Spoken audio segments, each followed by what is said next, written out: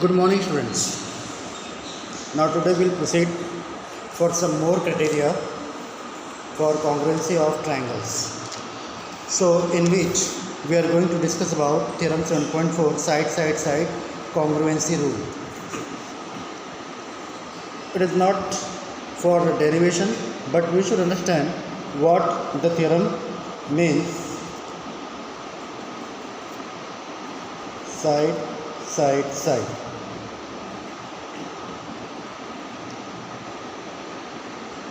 So how to prove side congruency rule? It's very easy.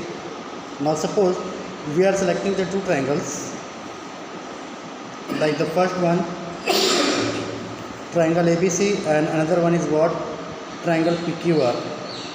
A, B, C, and here it is PQR.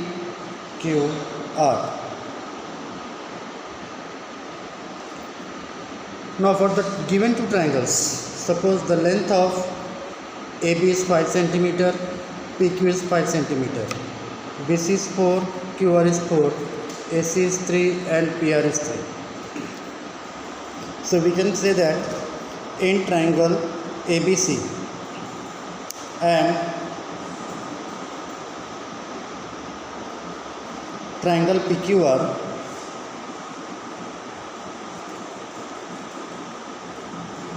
we'll write here AB is equal to PQ. Why? Because the length of AB and PQ is same. Same way we'll write BC is equal to QR and AC is equal to PR. So simply you can see all the sides are equal, or you can say congruent. Therefore we can say that triangle ABC is congruent to triangle PQR by side criteria. Okay, side congruency. Okay, so this is what the way for side. One more criteria is left there, which will proceed now. This is what RHS congruency rule, right angle, hypotenuse and side congruency rule, theorem 7.5.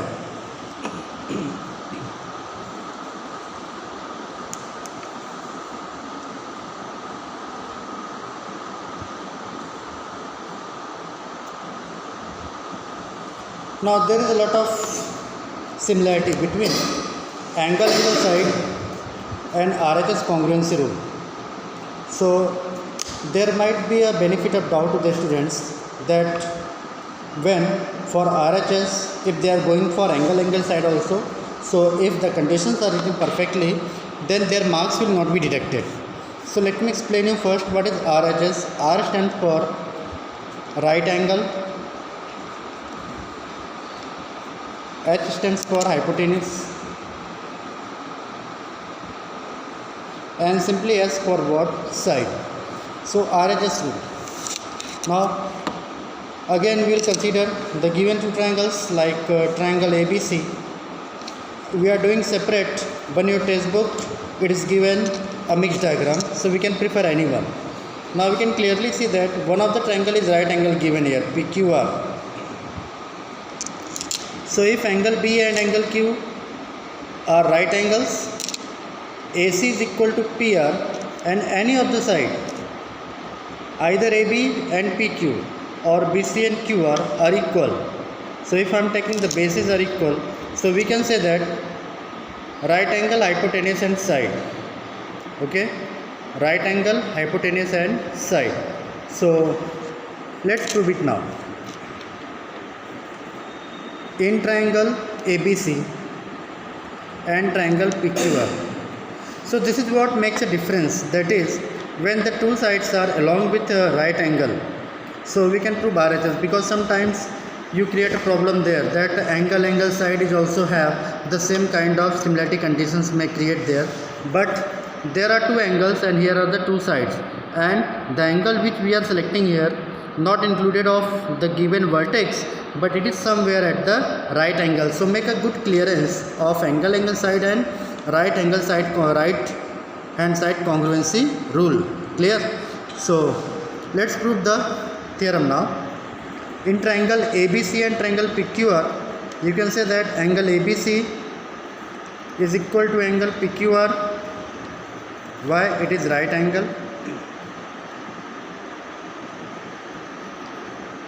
Now AC is equal to PR, hypotenuse is given equal, and sometimes we have to select out from the given question. Okay, this is what we are proving, that's why it has been shown already. And BC is equal to QR, it is also given. So therefore we can clearly say that triangle ABC is congruent to triangle PQR by which criteria? RHS, congruency rule. Clear? It is what? By RHS congruency rule. So for the next coming exercise we have to go for side as well as RHS rule for the similarity of the given triangle. So let's proceed now.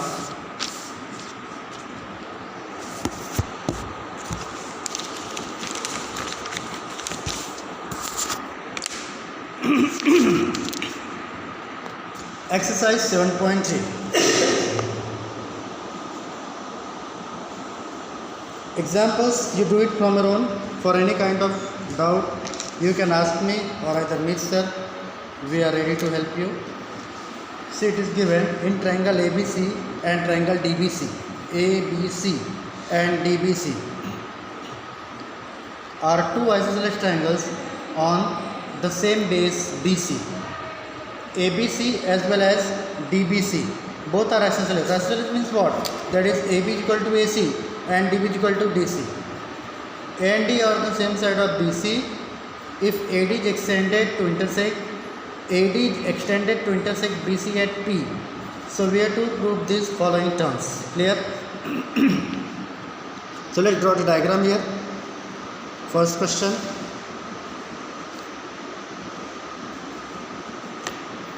A, B, C. Here it is. Both triangle ABC and triangle BDC are isosceles triangle.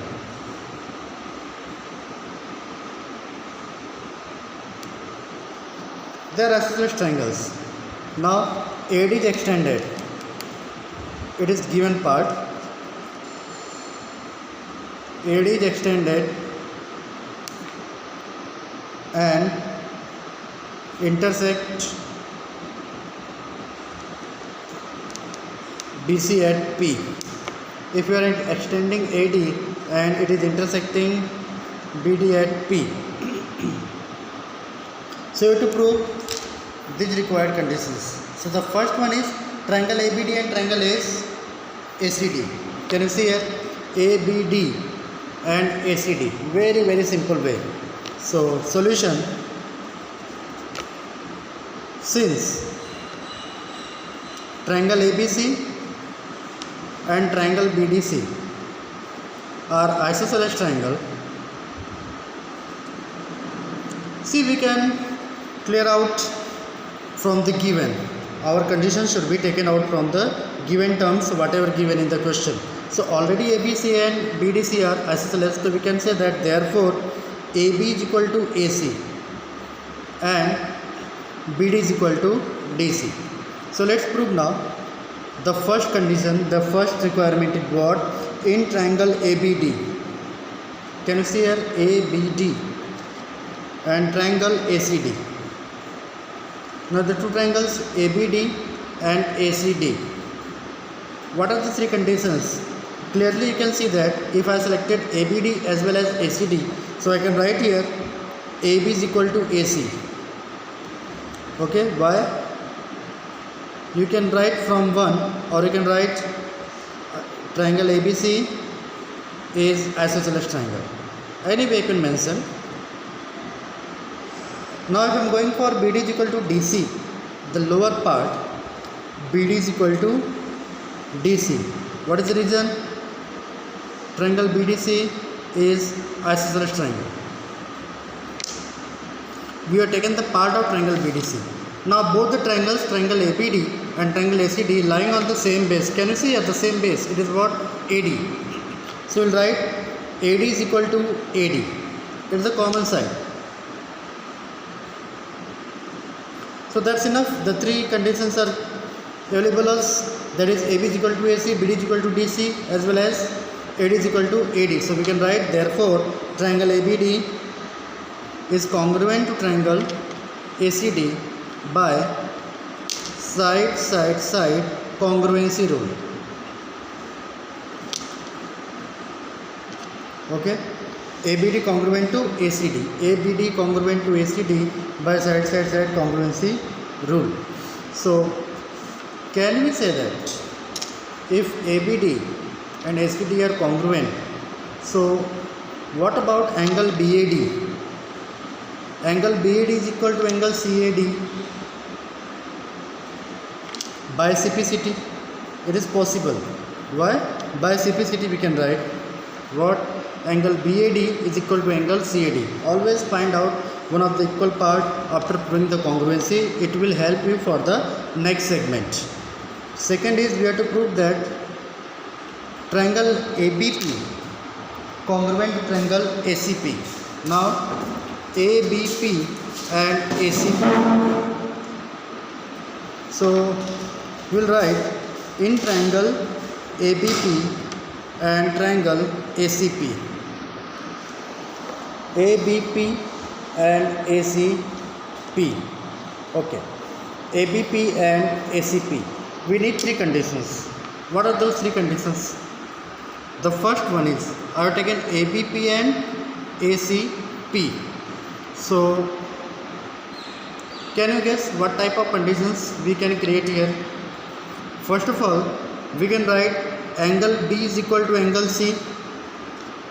Okay, angles equal to opposite sides are equal. So we have done angle B is equal to angle C, as well as angle BAP is equal to angle CAP, common angle. It is what? Common angle. So we got angle. We need one side now, so we can write AP is equal to AP. It is what? Common side for both the triangles.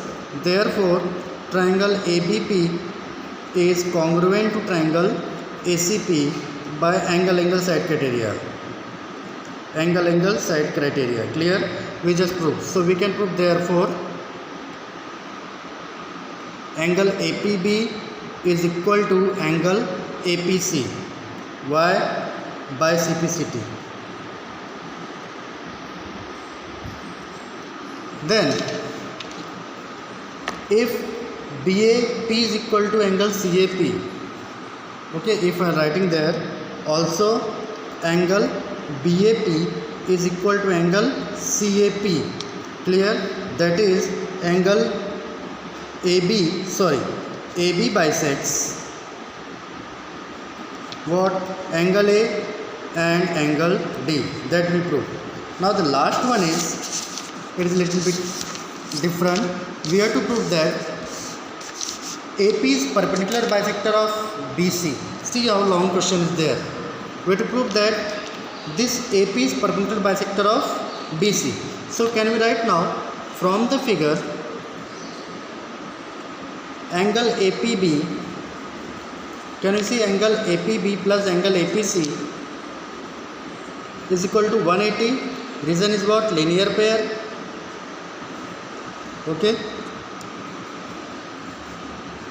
but we have proved already that angle APB is equal to angle APC. Write down, but angle APB is equal to angle APC. Right here, proved above. Proved above. No need to give the mentioned numbers. So if replace any of this, angle APB plus APC is replaced as angle APB is equal to 180. It is 2 angle APB is equal to 180. So cancel it. It is what? 90. So angle APB is equal to 90. So we can say, therefore what AP is perpendicular bisector of what BC. Clear? So dear students, we got enough time to solve the first question. I am showing you once again the whole view of the question. It is a long question, so in examination you will get the part wise requirement or to prove the question. Clear? So after that, in my next segment I will continue exercise 7.3. so do all the congruency rules and solve this numerical. Clear? Bye.